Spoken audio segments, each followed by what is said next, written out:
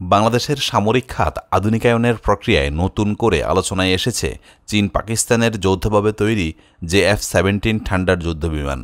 যদিও গত জানুয়ারিতে পাকিস্তান সফরকালে বাংলাদেশ বিমান বাহিনীর উচ্চ পর্যায়ের প্রতিনিধিদল এই যুদ্ধবিমান কেনার প্রতি গভীর আগ্রহ প্রকাশ করেছিল, কিন্তু বাস্তবে তা এখনও আলোর মুখ দেখেনি, যার পেছনে রয়েছে আঞ্চলিক ভূরাজনৈতিক জটিলতা ও ভারতের সক্রিয় বিরোধিতা।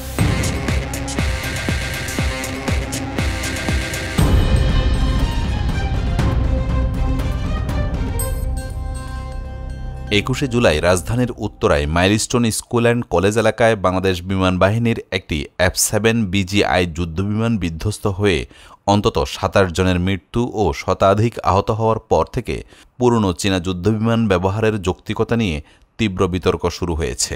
সাধারণ জনগণ এবং প্রতিরক্ষা বিশ্লেষকরা প্রশ্ন তুলছেন, কেন বাংলাদেশ এখনও আধুনিক যুদ্ধবিমান সংগ্রহ করতে পারছে না।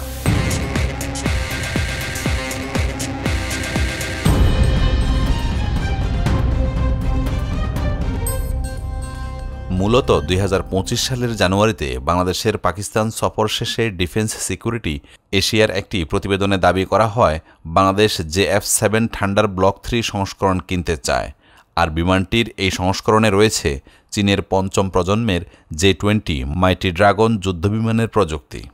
এছাড়া বিমানটিতে রয়েছে আধুনিক রাডার KLJ-7-এ উন্নত সেন্সর এবং PL-15-এর মতো দূরপাল্লার এয়ার টু এয়ার ক্ষেপণাস্ত্র।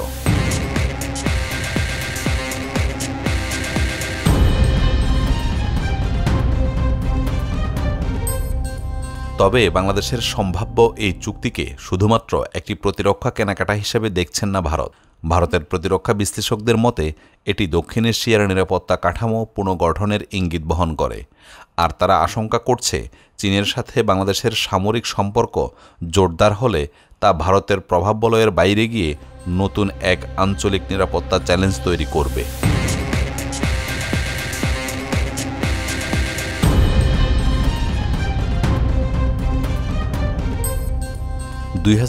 সালের আগস্টে সাবেক প্রধানমন্ত্রী শেখ হাসিনার সরকার গণবিক্ষোভের মুখে পতনের পর বাংলাদেশের পররাষ্ট্রনীতির আমূল পরিবর্তন হয়েছে।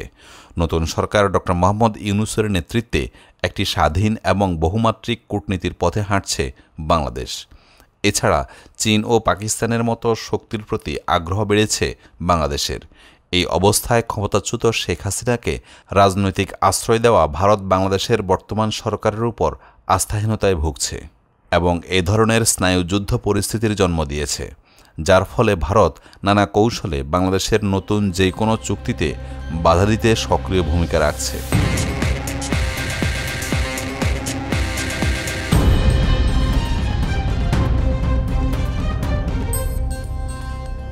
আর বাংলাদেশের বর্তমান যুদ্ধবিমান বহরে রয়েছে অনেক বেশি পুরনো চীনা F-7 এবং রাশিয়ার তৈরি MiG-29। আর বর্তমান যুদ্ধের আধুনিক পরিসরে এইসব যুদ্ধবিমানের কার্যকারিতা দিন দিন সীমিত হয়ে পড়ছে, যার অন্যতম উদাহরণ 21শে জুলাই বিমান বিধ্বস্তের ঘটনা।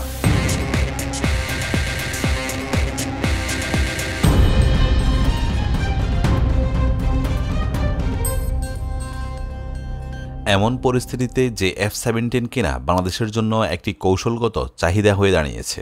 তবে ভারতের কূটনীতির চাপ, বর্তমান কূটনীতিক স্থবিরতা এবং আন্তর্জাতিক প্রতিরক্ষা বাজারে বাংলাদেশের অবস্থান এই চুক্তিকে বাস্তবতায় রূপ দিতে এখনও বড় চ্যালেঞ্জ হয়ে দাঁড়িয়ে আছে বলে মনে করছেন বিশ্লেষকরা।